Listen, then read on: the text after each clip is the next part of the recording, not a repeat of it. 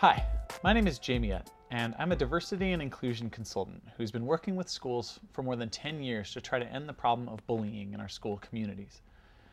Today, I'm here to talk with you about a particular way to think about bullying in hopes that we can start to act a little bit more as whole communities, bringing together teachers, students, and parents to prevent bullying before it actually happens in our school communities. My name is Amy Lewis, and I have two kids. I have a 7 and a 4-year-old, and I am a first grade teacher.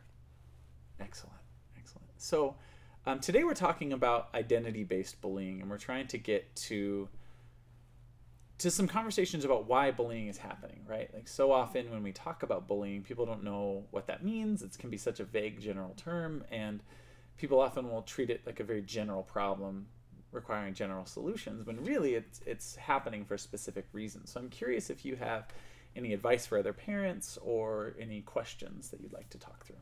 I do. My 7-year-old is a high-functioning autistic, and I literally wake up at night and stress out and get really nervous about what's going to happen to him. Is he going to be bullied because he is different? It's not as, like, you couldn't look at him and notice, but when you start talking to him and you're around him, you're starting noticing, and it really scares me that he is going to be a victim of bullying because of that, because he is different. Yeah, and I think that the way that inclusion is a part of school communities more and more, where students with different disabilities are included in all activities throughout the day and regular classrooms and so on, it creates more anxiety, I think, for a lot of parents, particularly when their kids have disabilities. And what I would encourage is, particularly if you've felt like, oh, it's not happening much yet, but I'm worried about the future. Right. What I always say to parents is that proactive approaches are the best, right? So that can mean a lot of different things. That can mean starting to create a strong relationship with people in the school where he'll be attending before there's an issue, right? Like, so having a few go-to teachers that you can trust to ask them questions and to bring them into the fold. Introducing yourself to the principal, which as a teacher, that probably is something that seems like, oh yeah, obviously, but to a lot of parents, that's something they've never done before. Right. Actually sitting down and saying to the principal, hi, my name is such and such, and my student's going to be coming here, and I'm worried about it for these reasons. So, and so starting proactively, so that then the first time they hear from you isn't when you're calling saying, my student's being bullied, da da da da da, and that's a huge thing. And then the other big thing that I would say is trying to identify allies for your student at a young age, like students that he's friends with, who you think can understand better, like maybe more mature kids in his class that he gets along with, and explaining, hey, like, he doesn't always quite catch on right away when someone's being a jerk to him. Can you help us with that process? Or allies who might come to you and alert you if there's problematic behaviors, because a lot of times kids carry shame. They don't want to come to their parents about it when they're being mistreated. And so those two things, both having allies in the school at the administrative and teacher level, and also having young people as allies who can help you, I think are really key, because so much, there's two things that we talk about. We talk about response and we talk about prevention. Having the administrators and the teachers aware of your concerns ahead before it's a problem is a very preventative way of thinking about it, saying that they're going to sort of make sure that he's included, and that that if they see something, they address it immediately rather than after it's gone on for a few weeks. That's the preventive. But also, by having allies, then your son or daughter, in this case son, has someone who in the moment can intervene, either to tell him, hey, I don't agree with them, I think you're awesome, like, I love you for who you are, just in that moment, or somebody who can say to that other person, hey, that's not cool, like, leave him alone. Okay. I think those are key things that even now you can start doing years ahead of time, that you can start to build those relationships. Okay. So yeah, any other questions that you have? I do. And then I have a 4-year-old daughter. And when I was in junior high, I kind of experienced the mean girl type thing, where things were being said to me, and I was able to stand up for myself and kind of let that person know that that wasn't okay. And then she left me alone after that. And then I kind of took on the role through junior high and high school of kind of protecting the other girls and standing up for them, for my friends who the same thing was happening to. And I would like my daughter to take that role and not the other role. So I'm wondering if there's a way, do I sit down and have these conversations with her about what I did, kind of instill some self-confidence in her to help her take that approach? Yeah. Yeah, and I think, well, there's a few different things that you can do, but I think what you bring up is a really important thing that I want to highlight, because 80% of girls by the age of 17 have body image issues, and many of them say that it's because of how they were treated in school for how they look, right? And it's almost like you can't win. Like, there's very few girls who can even win, because if you're seen as too skinny, then you lose. If you're overweight, then you lose. But it's like there's no where's the middle ground, right? And then it can be everything. Right.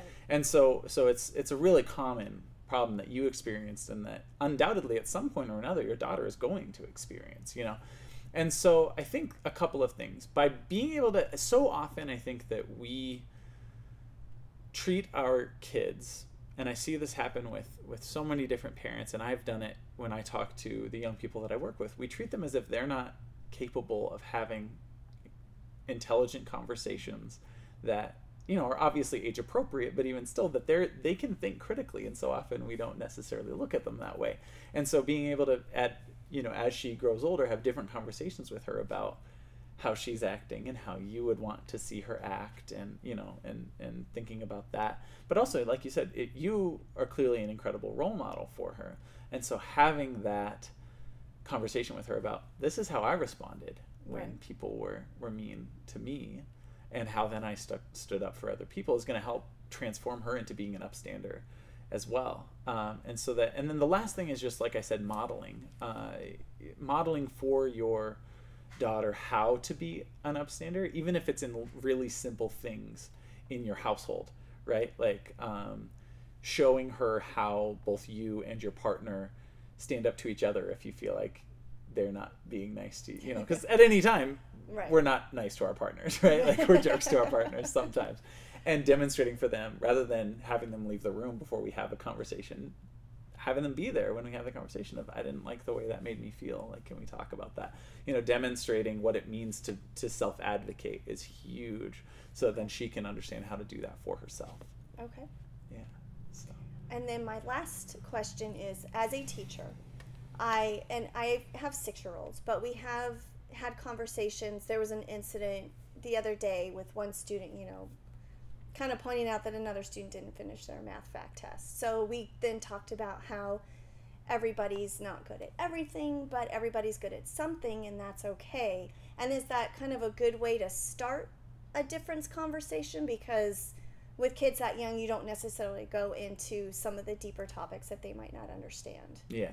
Well, and I would say, yes, absolutely. What you demonstrated is perfect, is recognizing that just talking to them about diversity in ways they can access and ways they can understand is going to be key. It's going to be key to helping them, through that process. But then also, one thing that I'll encourage you to consider is that students of color are cognizant that race exists by 4 years old.